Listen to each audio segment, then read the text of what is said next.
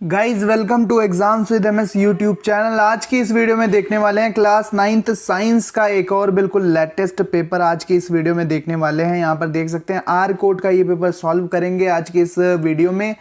ये पेपर भेजा है जावेद आलम ने, जो कि बहराइच ज़िला उत्तर प्रदेश से हैं। तो 3 घंटे 15 मिनट का ये पेपर होने वाला है। आज की इस वीडियो में इसको पूरा सॉल्व करेंगे। 20 प्रश्न आते हैं ओएमआर शीट के, अच्छे से सॉल्व करेंगे। इसी आधार पर पेपर आ रहे हैं। अगर आपका कोड मैच करता है तो बिल्कुल सेम भी पेपर आपका आ सकता है। आज के इस वीडियो में इस पूरे पेपर को सॉल्व करेंगे। क्लास 9 साइंस का 70 नंबर का ये थ्योरी का पेपर यहाँ पर सबसे पहले देख लेते हैं। सबसे पहले देखेंगे निर्देश पढ़ लेते हैं। तो निर्देश दिए हुए हैं कि प्रारंभ में जो 15 मिनट हैं उनको प्रश्न पत्र पढ़ने के लिए रखा गया है। इस खंड में आ में जो में 20 बहुविकल्पी प्रश्न हैं जो कि ओएमआर शीट पर हल करने हैं। प्रत्येक प्रश्न अनिवार्य है। दूसरा खंड बा में 50 नंबर के लिखने वाले प्रश्न हैं। प्रत्येक प्रश्न के प्रारंभ में स्पष्ट लिखा गया है कि उसके कितने खंड करने हैं। इसके बाद प्रथम प्रश्न से आरंभ करिए और अंत तक करते जाइए। जो प्रश्न ना आता हो उस पर समय नष्ट मत करना। चलो शुरू करते हैं। तो खंड आ में फिजिक्स के बहुविकल्पी प्रश्न पूछे जाएंगे। फिजिक्स के बहुविकल्पी प्रश्न पूछे जाएंगे। पहला प्रश्न लेते हैं कि वेग परिवर्तन की दर क्या कहलाती है। तो वेग परिवर्तन की दर को क्या कहते हैं दोस्तों? वेग परिवर्तन की दर को त्वरण कहते हैं। पहला वाला ऑप्शन सही हो जाएगा, पहला वाला विकल्प सही हो जाएगा, त्वरण। ठीक है, पहला वाला ऑप्शन सही हो जाएगा, त्वरण। इसके बाद देखते हैं किसी वस्तु पर आरोपित बल आरोपित होने पर, किसी वस्तु पर अगर बल आरोपित होता है तो दोस्तों उसकी गति बदल सकती है, बिल्कुल सही बात है। उसकी गति की दिशा बदल सकती है, बिल्कुल सही बात है। उसका आकार भी बदल सकता है, बिल्कुल सही बात है। तो यहाँ पर कोई नहीं होने के स्थान पर शायद यहाँ पर उपरोक्त सभी था, तो यहाँ पर गलती हुई है शायद। तो यहाँ पर डी वाला ऑप्शन सही होगा, लेकिन यहाँ पर कोई नहीं की जगह पे उपरोक्त सभी होना चाहिए, उपरोक्त सभी। नेक्स्ट है हमारे पास कि किसी वस्तु के कार्य करने की क्षमता कहलाती है। किसी वस्तु के कार्य करने की क्षमता को सामर्थ्य कहते हैं। ठीक है, सामर्थ्य या शक्ति कहते हैं। ए वाला ऑप्शन सही है, ए वाला ऑप्शन सही होगा। अगला प्रश्न है हमारे पास कि हर्ट्ज मात्रक है। तो हर्ट्ज दोस्तों आवृत्ति का मात्रक है। हर्ट्ज किसका मात्रक है? हर्ट्ज आवृत्ति का मात्रक है। दोस्तों आगे बढ़ते हैं, इससे पहले चैनल को सब्सक्राइब कर लो। यूट्यूब पर हम मिलते हैं @exams_with_ms पर। कमेंट बॉक्स में ये बताना बिल्कुल मत भूलना कि आप ये वीडियो कौन से शहर या फिर कौन से गांव से देख रहे हो। कमेंट बॉक्स में ज़रूर बताना। साथ ही साथ वीडियो को लाइक कर दीजिए। आगे बढ़ते हैं आज के इस वीडियो में।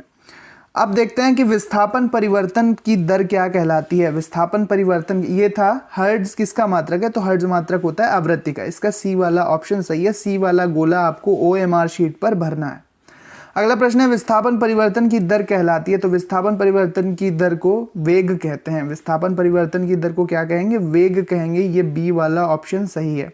अगला है प्रश्न नंबर 6, क्वेश्चन नंबर 6। घर्षण कम किया जाता है स्नेहक के द्वारा, पॉलिश करके, बॉल बियरिंग का उपयोग करके, इनमें से सभी। तो ये सभी तरीके हैं जिनसे घर्षण कम किया जाता है। घर्षण को कम किया जाता है, तो यहाँ पर डी वाला ऑप्शन सही होगा।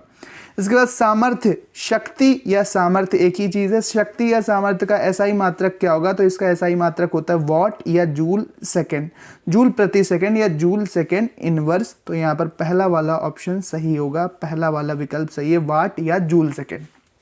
चलते हैं नेक्स्ट पेज पे और देखते हैं कि वहां पर कौन से प्रश्न पूछे गए हैं। अगला दोस्तों यहाँ पर है प्रश्न की पदार्थ के कणों, यहाँ पर पहला है विकल्प के मध्य रिक्त स्थान होता है। बिल्कुल सही बात है, पदार्थ के कणों के बीच रिक्त स्थान होता है। इनके मध्य विभिन्न आकर्षण बल होते हैं। तो ये भी बिल्कुल सही बात है। तीसरा है गतिज ऊर्जा होती है। तो अणु थोड़ा थोड़ा मूव करते रहते हैं, गति करते रहते हैं, तो गतिज ऊर्जा भी होगी। तो इसका सही विकल्प हो जाएगा डी, यानी कि उपर्युक्त सभी। तो यहाँ पर क्वेश्चन नंबर 8 का सही आंसर है डी वाला गोला काला करना ओएमआर शीट पर। इसके बाद पेट्रोलियम व वायु के घटक प्राप्त किए जाते हैं। पेट्रोलियम और वायु के घटक प्राप्त किए जाते हैं। ये दोस्तों प्रश्न का उत्तर नहीं मिला, तो इसको आप कमेंट बॉक्स में बताना कि इसका सही आंसर क्या है। आसवन के द्वारा, प्रभाजी आसवन के द्वारा, क्रोमेटोग्राफी के द्वारा या अपकेंद्रण विधि के द्वारा। पेट्रोलियम व वायु के घटक कैसे प्राप्त किए जाते हैं, ये आपको सही बताना है। मैं अगर गेस करूं तो मुझे लग रहा है कि यहाँ पर अपकेंद्रण या फिर प्रभाजी आसवन सही होना चाहिए, लेकिन आप इसको चेक करना, गूगल पे सही से चेक करना और फिर मुझको बताना आप प्रश्न नंबर 9 का उत्तर कमेंट बॉक्स में ज़रूर। पेट्रोलियम वायु के घटक प्राप्त किए जाते हैं आसवन द्वारा, प्रभाजी आसवन द्वारा, क्रोमेटोग्राफी के द्वारा या अपकेंद्र द्वारा। अगला प्रश्न है प्रश्न नंबर 10, कैल्शियम का प्रतीक है, तो ये कॉपर का, ये क्लोरीन है, ये कैल्शियम है, ये कुछ और है, ठीक है। तो यहाँ पर ये Ca कैल्शियम 20 होता है, Ca ये शायद समैरियम तत्व है, ये एक अलग तत्व होता है Cm, ठीक है। तो ये कैल्शियम है Ca20, इसका परमाणु क्रमांक होता है C वाला, इसका ऑप्शन सही है। अगला है कणों के मध्य सबसे कम स्थान होता है, तो हम जानते हैं कि ठोसों में सबसे कम स्थान होता है, द्रवों में उनसे ज़्यादा, गैसों में अणु सबसे दूर दूर होते हैं। तो पूछा गया कणों के मध्य सबसे कम स्थान कहाँ होता है, तो ठोसों में होता है। ये यहाँ पर C वाला ऑप्शन सही होगा, C वाला। अगला प्रश्न है हमारे पास कि रक्त से नशीले पदार्थ अलग किए जाते हैं, रक्त से नशीले पदार्थ अलग किए जाते हैं क्रोमेटोग्राफी द्वारा, क्रोमेटोग्राफी द्वारा। तो यहाँ पे C वाला ऑप्शन सही है। अगला है परमाणु, हाइड्रोजन परमाणु की त्रिज्या है, तो हाइड्रोजन परमाणु की त्रिज्या तो आप सर्च करोगे गूगल पे तो वो अलग निकलेगी, लेकिन ये शायद ये प्रश्न पूछा जा रहा था कि परमाणु त्रिज्या की जो रेंज होती है वो कितनी होती है, तो ये होती है 10⁻⁻10 रेंज की, 10⁻⁻10 रेंज की ये परमाणु त्रिज्या की जो कोटि होती है इस रेंज की होती है। अब उपखंड का यहाँ पर बायोलॉजी के बहुविकल्पी प्रश्न आएंगे। बायो के बहुविकल्पी प्रश्न है, शब्द सेल देने वाले वैज्ञानिक कौन थे? जिन्होंने सेल शब्द का प्रयोग सबसे पहले किया वो वैज्ञानिक कौन थे? तो सेल शब्द देने वाले सबसे पहले वैज्ञानिक थे रॉबर्ट हुक, यहाँ पर बी वाला ऑप्शन सही हो जाएगा, रॉबर्ट हुक, यहाँ पर बी वाला विकल्प सही है। अगला प्रश्न है हमारे पास कि कोशिका सिद्धांत किसने प्रतिपादित किया? तो कोशिका सिद्धांत प्रतिपादित किया था श्लाइडेन और श्वान ने। यहाँ पर ये जो ए वाला ऑप्शन है ये सही है। वॉटसन क्रिक ने तो डीएनए मॉडल दिया था, इन्होंने गुणसूत्र पर काम किया और आनुवंशिकता पर। डार्विन की यहाँ पर दूसरी थ्योरी है जीवों की, the selection of the nature वाली थ्योरी है ना डार्विन की, तो वो अलग है। तो यहाँ पर श्लाइडेन और श्वान ने, ठीक है, श्लाइडेन और श्वान ने दिया था कोशिका सिद्धांत यानी कि सेल थ्योरी दिया था। अमीबा और पैरामीशियम है, तो अमीबा और पैरामीशियम प्रोटिस्टा, संघ प्रोटिस्टा के अंतर्गत आते हैं, संघ प्रोटिस्टा के अंतर्गत आते हैं, ये प्रोटिस्टा श्रेणी में आते हैं। एक कोशिकीय जीव है अमीबा और पैरामीशियम, तो ये प्रोटिस्टा के अंतर्गत आते हैं। मानव शरीर की सबसे बड़ी कोशिका है, तो मानव शरीर की सबसे बड़ी कोशिका नर्व सेल होती है, नर्व सेल होती है। तंत्रिका कोशिका मानव शरीर की सबसे बड़ी कोशिका है। इसके बाद है अत्यधिक खिंच जाने से मोच आ जाती है, किसके? तंत्रिका के, कंडरा के, पेशी के या स्नायु के?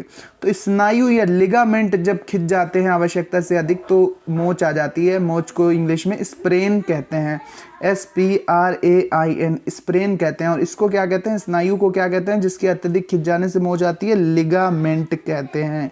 ठीक है दोस्तों, लिगामेंट कहते हैं इसको। लिगामेंट अत्यधिक खिंच जाएगा तो स्प्रेन आ जाएगा। मसल खिंच जाती है तो क्रैम्प आता है, ठीक है, क्रैम्प आता है। अब है नेक्स्ट प्रश्न हमारे पास, रुधिर में वास्तविक कोशिकाएं कौन सी नहीं? तो जिनमें केंद्रक नहीं होगा वो वास्तविक कोशिकाएं नहीं होंगी। मोनोसाइट में केंद्रक होता है, न्यूट्रोफिल में भी होता है, बेसोफिल में भी होता है। ये सभी WBC के टाइप्स हैं, ठीक है। ये सभी WBC यानी कि श्वेत रक्त कणिकाओं के प्रकार हैं। देखिए प्लेटलेट्स में वास्तविक केंद्रक नहीं होता, केंद्रक ही नहीं होता, तो ये वास्तविक कोशिकाएं नहीं है। इसके बाद लास्ट प्रश्न है यहाँ पर, पाचक थैला कहलाता है? तो दोस्तों सेंट्रोसोम तो नहीं कहलाता, ये कोशिका विभाजन में भाग लेता है। क्रोमोसोम गुणसूत्र होते हैं वो भी कोशिका विभाजन में भाग लेते हैं। लाइसोसोम में विभिन्न पाचक एंजाइम्स होते हैं जो कि विभिन्न पोषक पदार्थों को पचाने का कार्य करते हैं, वो तमाम एंजाइम के श्रावण करता है। तो इसको लाइसोसोम वाला जो ऑप्शन है ये करेक्ट होगा। इसको पाचक थैला या डाइजेस्टिव बैग भी कहते हैं क्योंकि इसमें कई पाचक रस पाए जाते हैं। तो यहाँ पर OMR के प्रश्न समाप्त हो जाते हैं। OMR के प्रश्नों के बाद अब चलते हैं लिखने वाले प्रश्नों की तरफ जो कि आपको कॉपी पर लिखने। तो खंड बा यहाँ से स्टार्ट होता है। लघुत्तरी प्रश्न, किसी घर में एक महीने में की ऊर्जा 250 यूनिटें खर्च हुई, या ऊर्जा जूल में कितनी होगी? इस 250 यूनिटों को जूल में बदलना है। अगला प्रश्न है गुरुत्वाकर्षण नियतांक यानी कि कैपिटल G क्या होता है? इसका SI मात्रक निकालो यानी निगमित करो, डेरिवेशन करो। न्यूटन के गति विषय के तृतीय नियम अथवा क्रिया प्रतिक्रिया नियम का उल्लेख करो। तो 3 लघु उत्तरीय प्रश्न जो कि 4 नंबर के होंगे और एक दीर्घ उत्तरीय प्रश्न जो कि 7 नंबर का होगा। ऊर्जा रूपांतरण से क्या है? ऊर्जा के एक प्रकार से दूसरे प्रकार में बदल जाने को ऊर्जा रूपांतरण कहते हैं। हम जानते हैं कि ऊर्जा को ना तो नष्ट किया जा सकता है, ना तो उत्पन्न किया जा सकता है, बल्कि एक रूप से दूसरे रूप में बदला जा सकता है। जैसे रासायनिक ऊर्जा वैद्युत ऊर्जा में बदल सकती है, वैद्युत ऊर्जा यांत्रिक ऊर्जा में बदल सकती है। इसके अलावा वैद्युत ऊर्जा प्रकाश ऊर्जा में बदल सकती है और वैद्युत ऊर्जा चुंबकीय ऊर्जा में बदल सकती है, चुंबकीय ऊर्जा वैद्युत ऊर्जा में बदल सकती है। इसके 3 उदाहरण आपको बताना है, ठीक है। तो यही सारे उदाहरण हैं आपके पास। अब यहाँ पर देख सकते हैं कि एक आप ऐसा उदाहरण बताओ जो कि रासायनिक ऊर्जा को प्रकाश ऊर्जा में बदलता हो, ठीक है। ऊर्जा रूपांतरण का एक ऐसा उदाहरण बताना आप जो कि रासायनिक ऊर्जा को प्रकाश ऊर्जा में बदलता हो।